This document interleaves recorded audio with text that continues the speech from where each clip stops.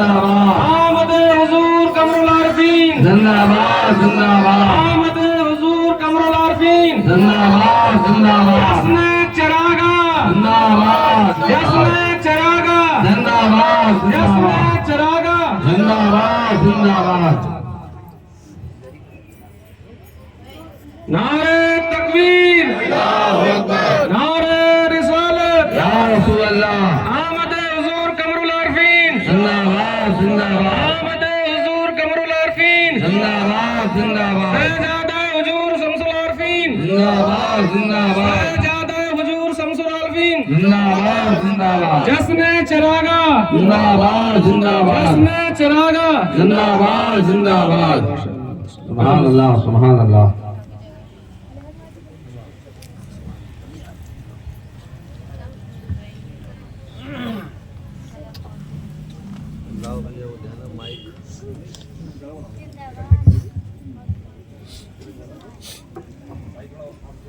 الحمدللہ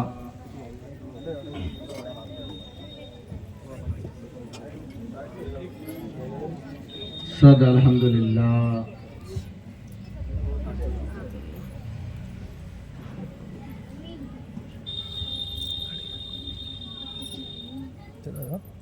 محترم حضرات، ایک ضروری بات آپ حضرات تک پہنچانے کے لیے وقت بہت تنگ ہے۔ جشن چراغا کی گفتگو پچھلی مرتبہ ہو چکی، لیکن آج یہ فیضان حضور شمس العارفین کے ساتھ ساتھ فیضان حضور سلطان الاولیاء، عزیز الاولیاء، محبوب الاولیاء خواجہ اظہر پیا رحمت اللہ علیہ بے شک حق ہے۔ اور وہ کس طرح ہے کہ پہلی مرتبہ جب حضور خواجہ شمس الدین میاں سرکار نے خواجہ حسن کی دعوت کی، دعوت کا سلسلہ یوں شروع ہوا کہ خواجہ اظہر پیا سرکار سیدنا سرکار کے عرس سے پہلے یہی فتح پور سیکری میں گھر پہ جلوہ گر تھے۔ کئی دن پہلے آپ جلوہ گر تھے تو آپ بار بار جب شام کو آپ کے مریدین جمع ہوتے تو آپ ذکر کرتے کہ کوئی آدمی ایسا نظر نہیں آتا جو میرے پیر کو فتح پور سیکری لے آئے۔ خواجہ اظہر پیا فرماتے کوئی آدمی ایسا نظر نہیں آتا جو میرے پیر کو فتح پور سیکری لے آئے۔ حضور خواجہ شمس الدین میاں سرکار کھڑے ہوئے، فرمایا حضور میرے لیے کیا حکم ہے؟ سبحان اللہ۔ پیر کی نظر تو دیکھتی اور جانتی ہے، بے شک۔ آپ نے ارشاد فرمایا اے شمس الدین تم لے تو آؤ گے لیکن ایک شرط ہے۔ کہ حضور حکم فرمائے کہ میرے آقا مولا آگرہ میں جلوہ گر ہیں، وہاں جانا پڑے گا ان کے پاس۔ تو آپ نے کہا حضور ٹھیک ہے چلے جاتے ہیں۔ آپ نے دوبارہ فرمایا کہ آپ کو پیدل جانا پڑے گا فتح پور سے آگرہ۔ کہ حضور پیدل چلے جاتے۔ سبحان اللہ سبحان اللہ۔ فرمایا نہیں، آپ کو اور آپ کے گھر کے تمام لوگوں کو جانا پڑے گا، جس میں مرد بھی عورت بھی ہے۔ تو تمام لوگوں نے، آپ نے کہا حضور سب لوگ جائیں گے۔ سبحان اللہ سبحان اللہ۔ الغرض یہ ہے کہ تمام ہمارے خاندان کے افراد جو مرد عورتیں، جس میں ہماری والدہ محترمہ بھی تھیں، ہماری بڑی امیاں بھی تھیں، تمام عورتیں، تمام لوگ فتح پور سے پیدل چل کر سیدنا سرکار پہنچے۔ اس دور میں لوگوں کے پیر سوج گئے۔ جب خیمے سیدنا پاک خواجہ حسن میں پہنچے تو آپ نے دیکھ کے فرمایا ارے بہرے یہ کیا کر دیا تم نے؟ ارے بہرے یہ کیا کر دیا؟ کیونکہ اظہر میاں کو بہرے کے نام سے آپ پکارا کرتے تھے۔ सब कदमबोश हुए। कदमबोशी के बाद ख्वाजा हसन ने कहा अब मैं फतेहपुर चलूंगा, मैं फतेहपुर जरूर चलूंगा।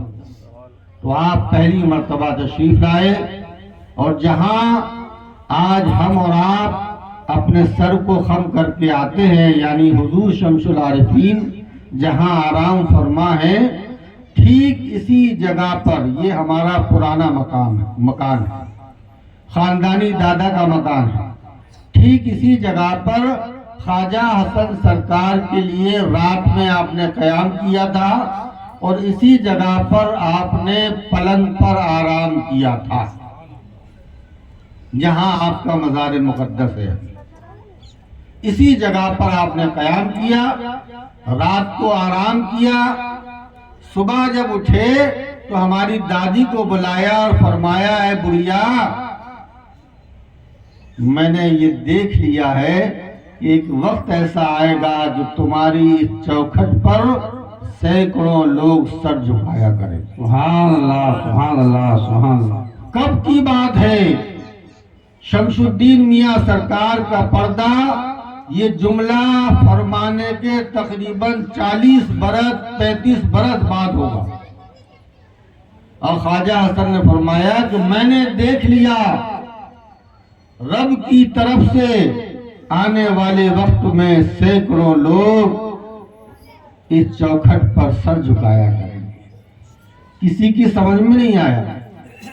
आज वो जलवा हमारे और आपके सामने मौजूद है कि हम और आप कहाँ सर खम करते हैं, अहले मोहब्बत कहाँ झूमते हैं, अहले मोहब्बत कहाँ जिक्र करते हैं, उसी जगह पर जहाँ ख्वाजा हसन ने आराम किया। सुभान अल्लाह, सुभान अल्लाह।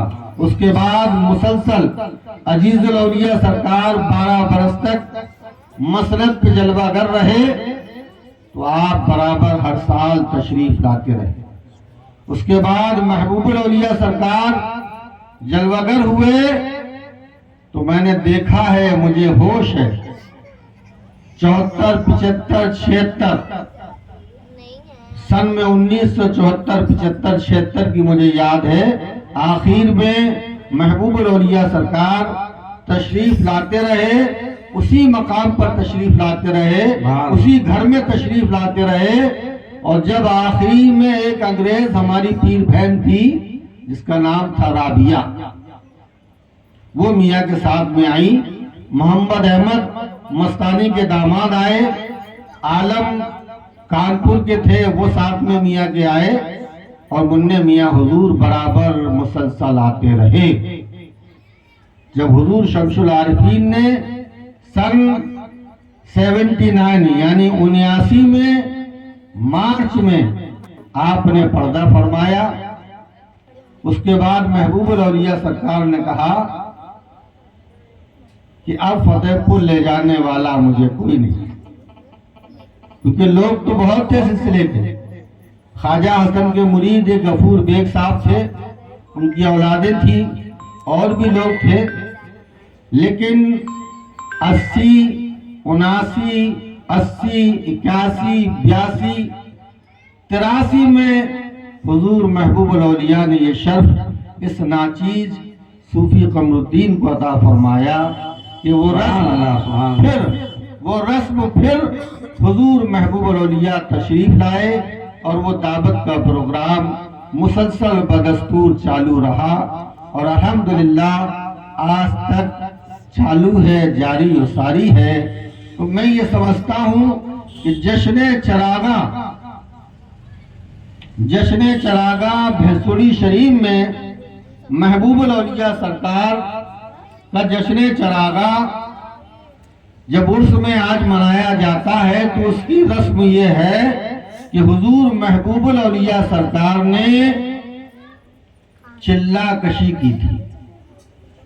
महबूबुल औलिया सरकार ने चिल्ला किया था, तो हमारे पीरो मुर्शिद किबला आलम की वालिदा मोहतरमा ने ख्वाजा हसन के मज़ार पर आकर जब आप चिल्ले में कमरे में बंद चिल्ला किया था, मियाँ ने जब आप चिल्ले में बैठ गए तो हमारे मियाँ की वालिदा मोहतरमा آپ خواجہ حسن کے مزار پر تشریف لائیں اور آپ نے منت مانگی کہ میرے بیٹے کا یعنی منع میاں حضور کا چلہ بخیریت ہو جائے اور بخیریت وہ چلے سے باہر تشریف لے آئے تو میں اتنے چراغ آپ کی بارگاہ میں روشن کروں گی۔ سبحان اللہ۔ تو جب 40 دن کے بعد بند چلہ جو ہے وہ بڑا سخت ہوتا ہے، پیر خدا اور اس کے رسول کے علاوہ اس وقت کوئی رہنمائی کے لیے نہیں ہوتا اور بڑے بڑے عجیب منظر پیش آتے ہیں۔ تو محبوب الاولیاء نے بند چلہ کیا اور چلہ جب مکمل ہوا، آپ خیریت سے باہر تشریف لائے تو حاجی احمد سیٹھ جو مشہور نام ہے خواجہ حسن کے ناموں میں، جنہوں نے خواجہ حسن کا مزار مقدس بنوایا ہے، حاجی احمد سیٹھ صاحب نے چلے سے نکالا محبوب الاولیاء کو اور گودی میں لے کر، کیونکہ بہت کمزور ہو گئے تھے آپ، گودی میں لے کر خواجہ حسن کی قدم بوسی کرائی اور اس کے بعد سے سیدنا کا سفر طے ہوا۔ تو اس لیے محبوب الاولیاء کے عرس میں وہ رسم جشن چراغاں کی آج ان کے عرس کے ایام میں ادا کی جاتی ہے، اور میں اس چراغاں کو اب یہ سمجھتا ہوں کہ حضور خواجہ شمس الدین میاں نے حضرت سلیم چشتی رحمت اللہ علیہ کی بارگاہ میں چلہ کیا تھا۔ یہ بڑے غور کی بات ہے اور سمجھیے آپ، میں بھی سوچ رہا تھا کئی دن سے کہ آخر یہ اہتمام عرس میں ہی، عرس کے دوران ہی کیوں شروع ہوا؟ تو یہ وہ رسم کی برکت ہے کہ جب اللہ جل شانہ اپنے بندے کو اپنی بارگاہ میں قبول اور مقبول فرما لیتا ہے تو پھر اس کے ہر کام میں خوبصورتی اور برکتوں کا نظام و نزول پیدا فرما دیتا ہے۔ سبحان اللہ، سبحان اللہ، بے تو شک۔ خواجہ شمس الدین میاں سرکار نے خواجہ سلیم چشتی رحمت اللہ علیہ میں چلہ کیا تھا، اور اس وقت اتنے لوگ یا ایسے حالات مہیا نہیں تھے کہ جشن چراغاں یا دیگر اہتمام کیا جائے۔ فاتحہ خوانی ہوئی، لنگر ہوا اور اس کے بعد مکمل ہو گیا، لیکن آج یہ وہ رسم ہے کہ ان کے عرس میں اوپر والوں کی طرف سے، ورنہ ان کمسن بچوں کے ذہن میں اور یہ بات آ جانا کوئی غیر معمولی نہیں ہے، بے شک، بے شک، حق ہے۔ چونکہ بزرگوں کی طرف سے کس سے کیا کام لے لیا جائے، کس کو کس کام کے لیے مقرر کرا جاتا ہے، یہ پہلے سے طے کر لیا جاتا ہے۔ بے شک، بے شک۔ تو یہ معصوم بچوں کے ذہن میں یہ ایک نورانی پروگرام سجانے کا جو دل میں پیدا کیا احساس، یہ بلا شبہ حضور خواجہ شمس الدین رحمت اللہ علیہ کی نگاہ کرم اور ان تمام لوگوں پر، چونکہ اس میں وہ بچیاں شامل ہیں، وہ لڑکیاں شامل ہیں، وہ لڑکے شامل ہیں، سارے نوجوان لوگ شامل ہیں، جس میں بچیاں ہیں، اور بڑے جوش و خروش کے ساتھ وہ اپنی طرف سے نذرانہ شامل کرتے ہیں، جمع کرتے ہیں، اپنی ضرورتوں کو مار کے اس کام میں شامل ہوتے ہیں۔ بلا شبہ وہ بھی رحمتوں کی حقدار ہیں، کرم کے حقدار ہیں۔